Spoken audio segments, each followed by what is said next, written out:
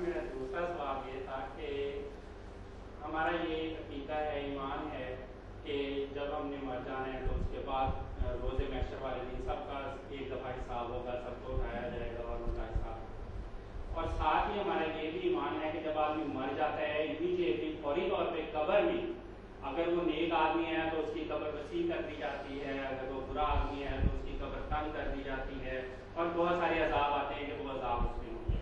اب یہاں پہ تھوڑی سی مجھے کنفیوژن ہے کہ ایک طرف تو ہم کہتے ہیں کہ حساب جو ہونے ہیں وہ روز محشر ہوگا، دوسری طرف قبر میں جاتے ہی فوراً حساب شروع ہو جاتا ہے، تو اس کو کیسے؟ یہ دو عقیدے بظاہر آپس میں ٹکراتے نظر آتے ہیں نا، کہ ایک طرف عذاب و ثواب قبر کہہ رہے ہیں، ایک طرف قیامت کے دن کہتے ہیں کہ حساب کتاب ہوگا۔ تو ڈاکٹر صاحب یہ صورتحال بالکل ایسی ہے کہ یہ قبر کا جو عذاب و ثواب ہے نا، یہ وہ نہیں جو مکمل حساب کے بعد ہوگا کہ لوگوں کو دوزخ یا جنت میں بھیجا جائے گا۔ وہ تو ہے جیسے عدالت میں کارروائی ہونے کے بعد فیصلہ ہوتا ہے کہ اس کو جیل بھیجا جائے تو کس وارڈ میں بھیجا جائے، سزائے موت دی جائے، وہ قیامت کے دن۔ اب یہاں سوال، میں پہلے قبر کی طرف پھر آتا ہوں، یہاں سوال پیدا ہوتا ہے کہ ساتھ ساتھ ہی کیوں نہیں اللہ تعالیٰ حساب کرتا جاتا؟ جو مرا اس کا حساب سارا کر دیا جائے، جنت دوزخ میں بھیج دیا جائے۔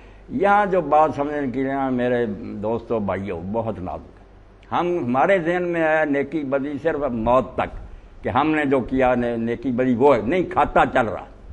جیسے میں نے قابیل کا کہا نا کہ اس نے قتل کیا، قتل اس کے ابھی رکے نہیں، قیامت تک جتنے ہوں گے اس کے کھاتے میں درج ہونے، اس لیے میزان لگنی ہے جب یہ کارخانہ روکا جائے گا۔ ہم یہاں جمع ہیں، ڈاکٹر حضرات نے مجھے بلایا، کوشش کی لوگوں تک دین پہنچے۔ اب جس تک یہ پہنچے گا، جو بچے آگے پہنچائیں گے، یہ نیکی قیامت تک میری اور ان ڈاکٹر حضرات کی چلتی رہے گی۔ یہ اللہ جانتا کہاں کہاں یہ بچے لے کر اس تربیت کو جائیں گے۔ اس لیے نہ نیکی کا پتہ چلتا، اللہ تعالیٰ نکتب ما قدموا وآثارا، ہم وہ بھی لکھتے ہیں جو زندگی میں تم نے آگے بھیج دیا، اور ہم وہ بھی لکھتے ہیں جو بعد میں تمہارے نشانات رہ گئے، اچھے یا برے۔ بری مثال کسی ٹیچر نے قائم کر دی، اب دوسرے لوگ بھی بگڑ گئے، وہ سارا اس کے کھاتے میں جائے گا کہ یہ تیری حرامزادگی سے یہ بری رسم چلی۔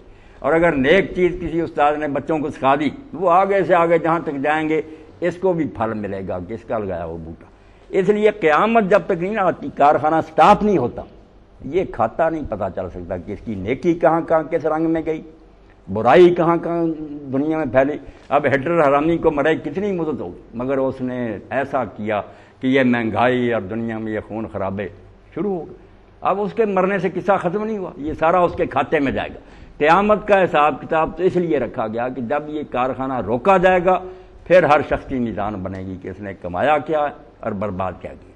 اب قبر میں جو ہوتا نا، یہاں وہ حساب کتاب نہیں، یہاں تو سادہ کاغذ دیکھے جاتے ہیں کہ اس کو حوالات میں بند کیا جائے، جیل نہیں گیا، جوڈیشل جیل جو ہے نا مقدمہ بھگتنے کے بعد، وہ قیامت ابھی صرف حوالات میں بند کر کہ یہاں یہ رہیں، ہے وہ بھی ذلت کی زندگی، وہاں کوئی خوشی نہیں۔ اور جو دوسرے ان کو سمجھ لیں جیسے ریسٹ ہاؤس میں آتا، کوئی شربت وغیرہ پلایا، مگر اصل دعوت جو ہے ابھی تیار ہو رہی۔ یہ فرق سمجھ لیں کہ جنت دوزخ جو ہے وہ اصل ہے فیصلے کے بعد، کہ یہ جوڈیشل جیل میں کہاں جاتا ہے یا جنت میں کس درجے کا مستحق ٹھہرتا۔ اور یہ جو ہے صرف کچھ آرام میں ٹھہرائے ہوئے مہمانوں کی حیثیت، وہ گیسٹ ہیں، مہمان ہیں، ٹھہرے ہوئے، خوشبوئیں آ رہی، ٹھنڈی ہوائیں، وہ بیچارے حوالات میں بند ہیں، مصیبتوں میں۔ اب جو ہے قبر کا وہ صرف اتنا ہی، مکمل حساب و کتاب وہاں ہی ہوگا۔ حوالات اور جیل سمجھ لیں، آپ پڑھے لکھے لوگ ہیں کہ حوالات صرف بند کیا ہوا تفتیش کے لیے، اور جیل ہے مقدمہ چلے گا، جرم کس نوعیت کا، پھر سزا سنائی جائے گی۔ جی بہت اچھا سوال ہے، ایسے سوال پوچھ لینا چاہیے۔ ہمارے ہاں تو حوالات میں ضروری نہیں ہے کہ مجرم ہو، یہ حوالاتی بری بھی ہو سکتا ہے اور اس سے سزا بھی ہو سکتی ہے۔ قبر کا جو حوالاتی ہے، کیا وہ بھی مشکوک حیثیت میں ہوگا؟ اور جو ریسٹ ہاؤس میں ہوگا، کیا اس کی بھی واپسی دوسری طرف ممکن ہوگی؟ نہیں، ڈاکٹر صاحب نے بہت اچھی بات کی۔ وہاں جو ہے نا وہی حوالات میں ہوگا جو سزا کے لائق ہے، مقدمہ تو بعد میں چلے گا نا، جائیں کاغذ جب دیکھتے ہیں پوچھتے ہیں چیزیں، جو لائق ہے جس کا انجام برا ہونا وہی جائیں گے، مشکوک نہیں۔ وہاں دنیا کا حال ہے کہ یہاں پوری واقفیت نہیں نا، بیچارے پولیس والے بھی ایمانداری سے بھی مجبور ہوتے ہیں، کیا پتہ مجرم ہے یا نہیں۔ وہاں تو صاف صاف فرشتوں کا سارا ریکارڈ اس کا وہاں وہی حوالات میں روکے جائیں گے جن کا آخری انجام برا ہے۔ اور ریسٹ ہاؤس میں وہی ہوں گے. اس لیے حضرت عثمان غنی رضی اللہ عنہ کے بارے میں آتا ہے کہ وہ جنت دوزخ کا ذکر سن کر اتنا نہیں روتے تھے, مگر جب قبر کی بات ہوتی تھی تو اتنا روتے, داڑھی مبارک تر ہو جاتی. لوگوں نے کہا آپ اس کے بارے میں بہت پریشان ہو, فرمایا یہ آخرت کی منظروں میں سے پہلی ہے, یہاں ہی پتہ چل گیا اگر حوالات میں بند ہے تو آخری انجام تو اس سے برا ہوگا, اور جو ادھر مہمان خانے میں ٹھہرا خوشی کی بات ہے کہ آگے اس کا انجام اچھا ہی ہونے والا. پہلے ہی چھانٹی ہو جاتی ہے. مگر درجے جو الاٹ ہوں گے نا, کیونکہ جنت بھی ہمارے ذہن میں ہے کہ صرف ایک ہی باغ ہے, یکساں ہی نہیں. اللہ کے رسول علیہ السلام نے فرمایا 100 جنت ہے, 100. اور وہ جنت بھی یہ نہیں کہ یہ اور دوسری منزل جیسے بینکوں کی عمارتیں, یہ زمین جیسی ہے, یہاں جنت جتنا فاصلے پر آسمان ہے وہاں دوسری اتنے ہی فاصلے پر تیسری 100, اور سب سے آخری ہے فردوس. اس لیے اللہ کا جہان غیر محدود, ہم نہیں جان سکتے. اور اب تو جوں جوں علم ترقی کر رہا, چلو ان ڈیریوں کی وجہ سے جو دوربینیں ایجاد ہو رہی ہیں, یہ خود مانتے ہیں کہ ہمیں کائنات کی وسعت کا کوئی پتہ نہیں, کتنی کہکشائیں, کتنے جان. اس لیے جنت کے بارے میں پریشان نہیں ہونا چاہیے کہ 100 کیسے دنیا بن گئی. تو آخری فردوس ہے. اب جو جنت میں جائیں گے ان کا بھی فیصلہ ہوگا کہ نیچے کی جنت میں رہیں, دوسری میں رہیں, اور انبیاء رسول جو ہیں وہ آخری میں ہوں گے.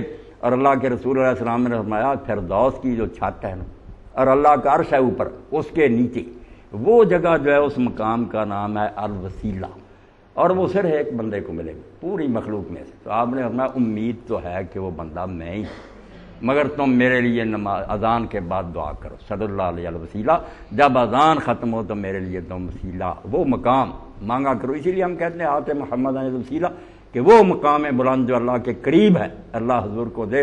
فرمایا میں پھر تمہاری سفارش کروں گا, اگر تم میرے لیے دعا کرتے رہے میں شفاعت کروں گا. تو اس لیے جیسے مہمان خانے میں ٹھہر گئے لوگ, مگر آگے جو منظر ہے نا یہ قیامت کے دن فیصلہ ہوگا کہ کس سٹوری پر یہ جائے, اور مجرموں کا بھی ہوگا کہ کس وارڈ میں نے بھیجا. جہنم بھی بہت درکات, بڑے طبقے اس کے, اللہ پناہ دے, کہیں سختی ہے کہیں نرمی. اس لیے بعض وقت لوگ پوچھتے ہیں یہ کافر ہیں, ان میں سے کئی شریف آدمی, کافر ضرور ہیں مگر شریف ہیں, ہسپتال بناتے ہیں, مدارس بناتے ہیں. تو یہاں بھی لوگوں کو پریشانی ہوتی ہے کہ یار کافروں کو آگ میں اللہ ڈال دے. تو آگ میں تو جائیں گے کیونکہ کافر ہیں, باغی ہے اللہ اور رسول کے, مگر وہاں بھی وارڈ ان کے لیے جو ہے نرم ہوگا. اگر کئی ایسے ہوں گے جن کی صرف جوتی آگ کی ہوگی, باقی وہ بچے ہوں گے. اللہ تعالیٰ ہر ایک کے ساتھ بالکل انصاف کے ساتھ معاملہ کرے گا کہ کس سزا کے یہ لائق ہے. جی.